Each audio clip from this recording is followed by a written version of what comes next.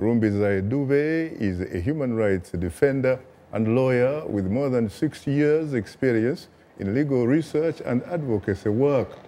My colleague Paul Sisco sat down in the VOA studios and had a chat with her. Should you be able to participate in the upcoming Leaders Summit? What would you like to say to those that are leading the African continent now?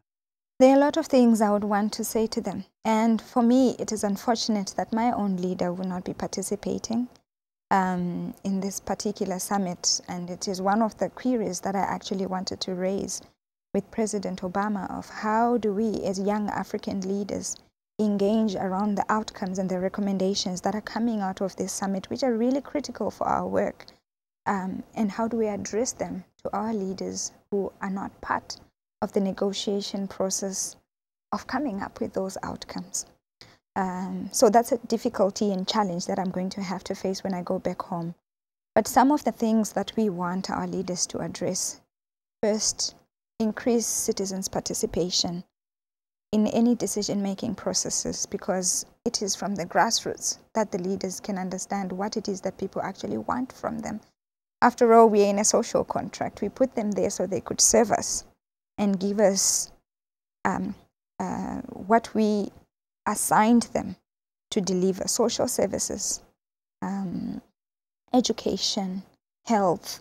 Those are the basic things that any citizen wants from its government.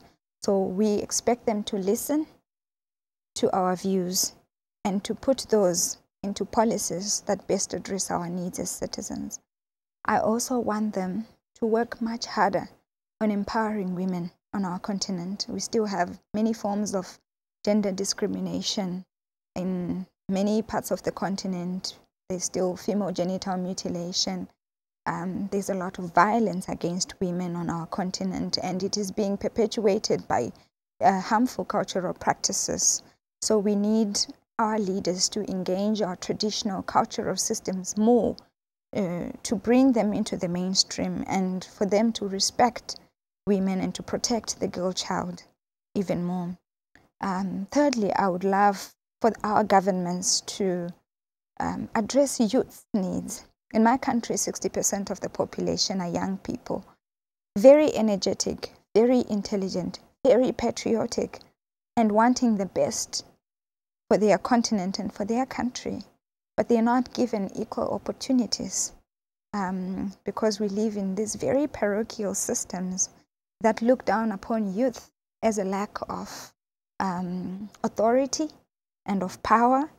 And so I feel that if youth are given a voice and are allowed to participate more effectively, our countries have a stronger chance of becoming contenders in the global community.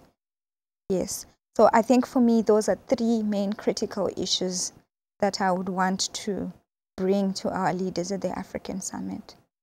Yes, that was another YAL fellow, Rumbidzai Dube, who of course spoke with my colleague Paul Sisco here in the Voice of America studios, in fact, yesterday.